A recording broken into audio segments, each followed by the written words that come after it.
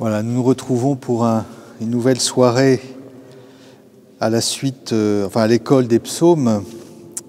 Je ne vous cache pas que le temps est long et qu'il devient difficile de vous parler à travers une caméra. J'espère que dans quelques semaines, nous pourrons retrouver ces soirées d'adoration tous ensemble avec le Seigneur. En attendant, nous demeurons fidèles dans la prière et nous entrons aujourd'hui dans le psaume 39, un des psaumes les plus cités d'ailleurs dans le Nouveau Testament, en particulier dans l'Épître aux Hébreux, qui commence par 5 versets, alors qu'ils sont, on a déjà vu ça, qui ne sont pas directement adressés au Seigneur, mais qui sont adressés aux hommes, dans lequel le psalmiste raconte son expérience de prière. On a déjà vu ça souvent, et on a d'ailleurs souvent réalisé que celui qui expérimente le salut de Dieu au terme de sa prière, eh bien, il a toujours cette propension et cette mission même de l'annoncer aux hommes. Ce que Dieu a fait pour moi, eh bien, il le fera pour vous. On avait déjà vu ça, souvenons-nous, au psaume 21, mon Dieu, pourquoi m'as-tu abandonné ?» Et donc, dans ces 5 premiers versets, selon des motifs d'ailleurs qui se croisent et qu'on a déjà vus dans plusieurs psaumes, le psalmiste raconte qu'il a effectivement espéré le Seigneur d'un grand espoir et que celui-ci s'est penché vers lui pour entendre son cri. Je note peut-être quand même cette vérité spirituelle que lorsque nous espérons le Seigneur, il ne faut pas être trop chiche et que plus nous espérons à la mesure de notre espoir, eh bien le Seigneur nous exauce. Ne soyons pas trop timides dans notre prière. Surtout d'ailleurs quand on voit le danger d'où a été sauvé le psalmiste au verset 3. Il m'a tiré de l'horreur du gouffre, et textuellement c'est même l'horreur de la fosse fatale, c'est-à-dire du gouffre des morts, de la vase et de la boue. Et il m'a fait reprendre pied sur le roc, sur quelque chose de solide. Il a raffermi mes pas. Il y a là à la fois quelque chose que nous avons déjà vu, ce salut de Dieu, mais il est exprimé ici dans des termes assez nouveaux, avec ces images de la vase et de la boue, qui ne sont pas sans nous faire songer à l'expérience de Jérémie, qui a été jeté au fond de la citerne par ses ennemis à Jérusalem, cette citerne qui était pleine de boue et de vase et dans laquelle Jérémie s'est enfoncé jusqu'à ce qu'on le fasse sortir avec une corde. Il y a une image extrêmement suggestive qui d'ailleurs parle à toute notre existence. Effectivement, sans être jeté au fond d'une citerne, nous savons ce que c'est qu'une vie qui n'a pas d'éléments stables, une vie qui nous échappe en quelque sorte, dans laquelle nous n'avons pas de lieu pour reprendre pied, où il n'y a pas de vérité, où il n'y a pas de solidité.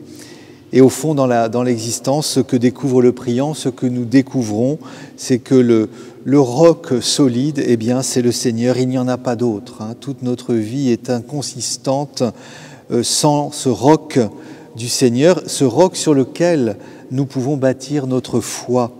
Et la foi, elle est toujours liée à ce sur quoi nous prenons appui, sur quoi je m'appuie. Elle est un sens du toucher finalement, la foi. Elle n'est pas un sens de la vision. Et ce toucher, il concerne là mes pieds, puisque je peux reprendre pied, je peux me redresser. Pour être debout, eh bien, il faut pouvoir avoir un sol solide afin de pouvoir marcher.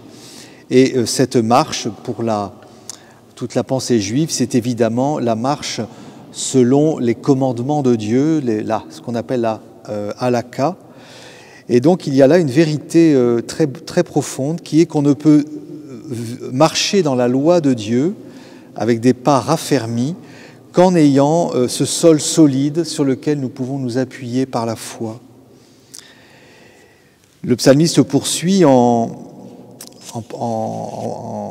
développant son récit par une louange. « Dans ma bouche, il a mis un chant nouveau. » Saint Augustin dit que ce chant nouveau, ce ne sont pas des paroles nouvelles, comme si, comme dans la liturgie, à chaque fois, il faut trouver des nouvelles paroles, des nouveaux chants qui seraient plus à la mode.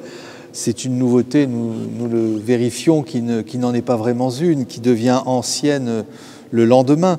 Non, le chant nouveau, pour saint Augustin, c'est le chant exprimé par un homme nouveau, au fond. Ce qui garantit la nouveauté du chant, eh bien, c'est que l'homme soit nouveau. Et ici, l'homme est nouveau parce qu'il a été sauvé de la mort. Et il peut donc reprendre, ou pas reprendre, inventer une louange véritable à notre Dieu. Et même, nous dit-il, c'est Dieu qui met dans sa bouche ce chant nouveau. Ce chant nouveau que nous avons appris comme chrétiens à reprendre avec l'Alléluia de la résurrection. C'est d'abord le chant du ressuscité, c'est d'abord le chant de l'homme nouveau, du Christ revenu de la mort et qui peut entonner une louange qui n'aura pas de fin.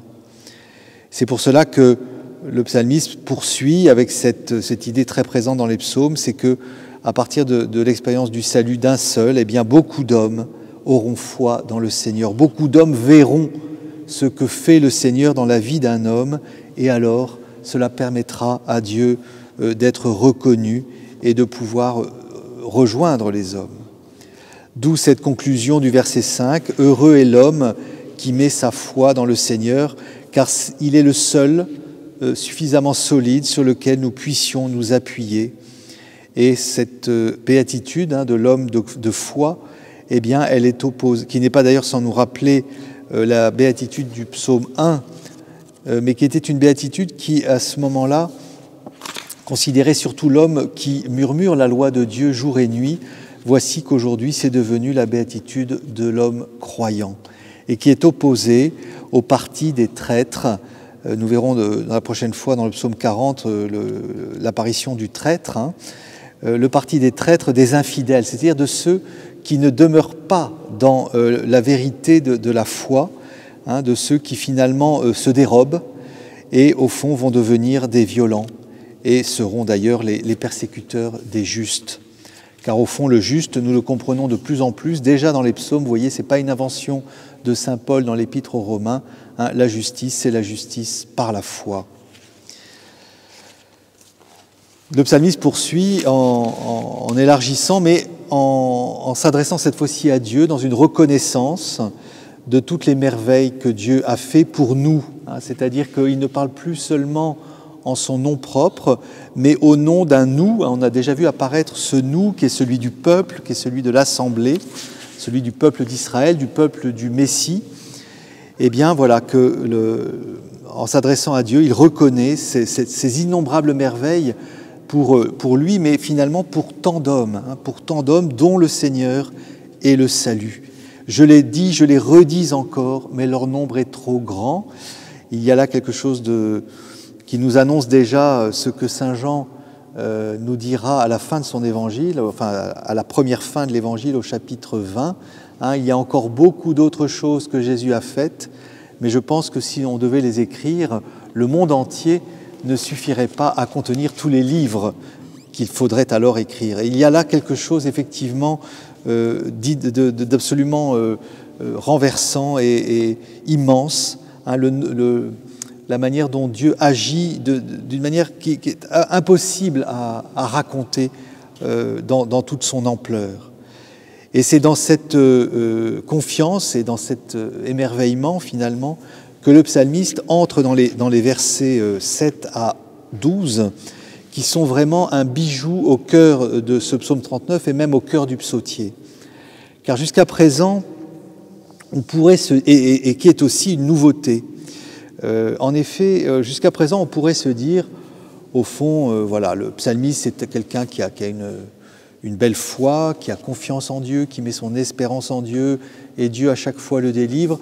Mais on pourrait se dire c'est un petit peu païen dans le sens où finalement, l'homme fait confiance à Dieu et Dieu en échange, en quelque sorte, l'arrache à un certain nombre de situations angoissantes et périlleuses.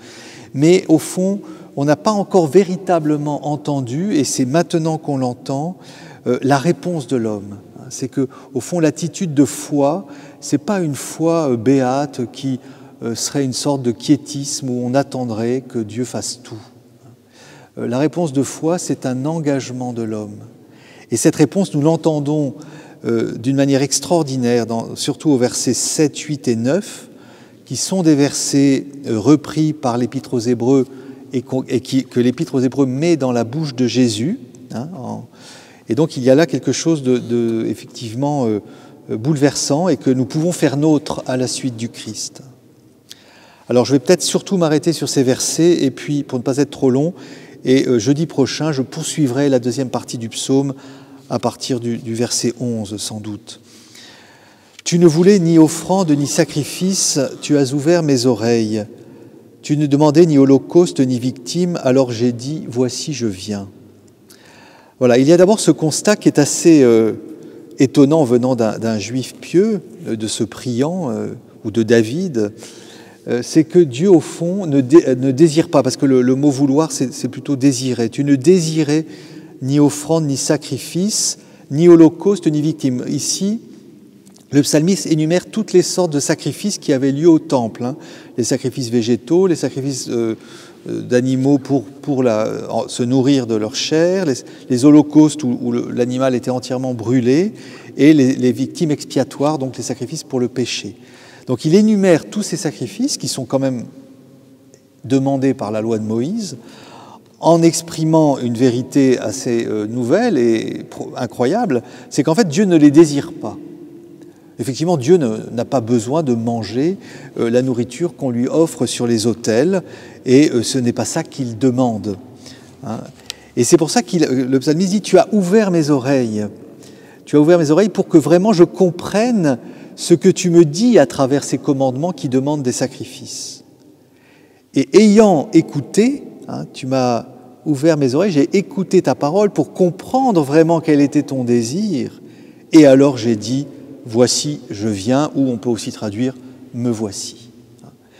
Et alors, ce qui est très intéressant, c'est que dans la traduction grecque de ce psaume, dans la Septante, on a quelque peu modifié le verset, on a traduit « Tu ne voulais ni offrande ni sacrifice, tu m'as façonné un corps. Alors j'ai dit, voici, je viens. » Et c'est d'ailleurs cette traduction qu'utilise l'Épître aux Hébreux. Il y a là quelque chose de très beau qu'on retrouvera dans l'Épître aux Romains, c'est que le psalmiste comprend que le seul sacrifice que Dieu attend, c'est lui-même. Voilà, je viens, tu m'as façonné un corps, tu m'as créé pour que je sois une offrande à ta gloire, par ma vie, par ma fidélité à ce qui est écrit de moi, et c'est le verset suivant, dans le livre, donc dans la Torah en particulier, est écrit pour moi ce que tu veux que je fasse. On peut aussi traduire est écrit à mon sujet ce que tu désires que je fasse. Et mon Dieu, voilà ce que j'aime, ta loi me tient aux entrailles. Voilà donc un homme qui discerne dans le livre des Écritures la volonté de Dieu pour l'accomplir parce que c'est ce qu'il aime. Et lorsqu'il dit « ta loi me tient aux entrailles », on peut, quelque part, bien sûr le comprendre dans un sens premier, à savoir que le psalmiste a à cœur vraiment de mettre en œuvre et d'accomplir la loi de son Dieu, pas pour obéir à la loi, mais parce qu'il aime Dieu et qu'il sait que c'est dans l'obéissance à la loi qu'il vit pleinement l'alliance. Mais on peut aussi entreapercevoir que, en disant « ta loi me tient aux entrailles », il y a aussi quelque part que ta loi, c'est une loi qui est la loi de mes entrailles. Et comme nous le savons, la miséricorde dans l'Ancien Testament, elle est dans les entrailles de Dieu. Il y a quelque chose qui émeut au plus profond. Le lieu de la compassion, le lieu de l'amour, ce sont les entrailles dans l'Ancien Testament. Et donc on comprend que celui qui écoute vraiment la loi, non pas pour l'appliquer bêtement à la lettre, de manière esclave finalement, mais pour la comprendre de l'intérieur, comprend que la loi de Dieu est une loi de miséricorde et que c'est cela que Dieu veut que nous accomplissions. Et alors cet accomplissement, on peut même aller plus loin à partir de ces quelques versets, en associant le verset 7, « Tu as ouvert mes oreilles » avec le second chant du serviteur, lorsque le serviteur dans Isaïe dit « Tu as ouvert mon oreille », et je ne me suis pas dérobé, j'ai tendu mon dos à ceux qui me frappaient, j'ai tendu ma joue à ceux qui m'arrachaient la barbe. C'est-à-dire que le serviteur de Dieu qui vraiment est à l'écoute de sa loi pour comprendre ce que Dieu attend de lui, bien comprend que la fidélité à la loi de Dieu va jusqu'à accepter d'être injustement condamné, d'être injustement persécuté, et donc jusqu'à offrir sa vie. Et c'est cela déjà que le psaume nous dit, avec cette phrase « J'ai dit, voici je viens » pour être cet unique sacrifice, à la fois offrande pour être donné en nourriture, ça sera évidemment l'offrande du Christ, holocauste, c'est-à-dire offrande de pure louange et de pure action de grâce, et victime expiatoire, parce que l'offrande du Christ est aussi, par son sang, un sacrifice pour le péché de la multitude. Il y a donc, vous voyez, dans ces quelques versets, et ce n'est pas un hasard si on les retrouve autant dans tout le Nouveau Testament, et si, bien sûr, le Christ, dans sa vie d'homme sur la terre, les a médités, et y a lu lui-même en premier ce que Dieu attendait de lui. Voilà, mon Dieu, ce que j'aime, ta loi me tient aux entrailles, d'y être fidèle, d'accomplir cette loi de miséricorde. Voilà, je ne sais pas combien de temps on en est, mais on va peut-être... il reste 3 minutes. Eh bien, je vous propose simplement de dire quelques mots sur les trois versets qui suivent, comme ça nous reprendrons les choses tranquillement jeudi prochain. À partir de ce moment, eh bien, le psalmiste... annonce, poursuit en exprimant que cette loi de justice qu'il découvre et qu'il entend et qu'il fait sienne pleinement, eh bien, il l'annonce dans la grande assemblée. On retrouve là un thème déjà rencontré. Je ne retiens pas mes lèvres, Seigneur, tu le sais. Nous avons 2 fois, au verset 10 et 11, cette grande assemblée qui revient. Vous savez que la traduction d'assemblée en hébreu, kahal, ça donnait en grec ecclésia et ça donne en français église. Donc l'église, c'est cette assemblée où le Christ ressuscité, qui a fait sienne la loi de miséricorde de son Père, eh bien annonce la justice du Père, cette justice qui est vraiment la miséricorde. C'est pour ça qu'il peut dire au verset 11, « J'ai dit ton amour et ta vérité à la grande assemblée » et ainsi, avec confiance, pouvoir continuer à avancer avec cette certitude que l'amour et la vérité sans cesse, l'amour et la vérité de Dieu sans cesse le gardent. Nous avons déjà vu, je fais juste une dernière remarque à ce sujet, nous avons déjà vu, je ne sais plus dans quel psaume, ce binôme que nous allons retrouver tout le temps dans l'Ancien Testament et dans le psautier, amour et vérité. Amour et vérité, c'est-à-dire qu'il y a la vérité de Dieu, la vérité de sa loi, la vérité du péché, bien sûr, mais qui ne va jamais sans amour, de même que l'amour ne va jamais sans vérité. Il y a cette alliance qui est une sorte de motif caractéristique de la révélation de Dieu dans l'Ancien Testament et que le Christ va vraiment faire pleinement sienne. Voilà, eh bien, je vous souhaite de pouvoir entrer dans la prière à la suite du Christ dans ce psaume et de pouvoir le méditer dans les jours qui viennent. Bonne soirée.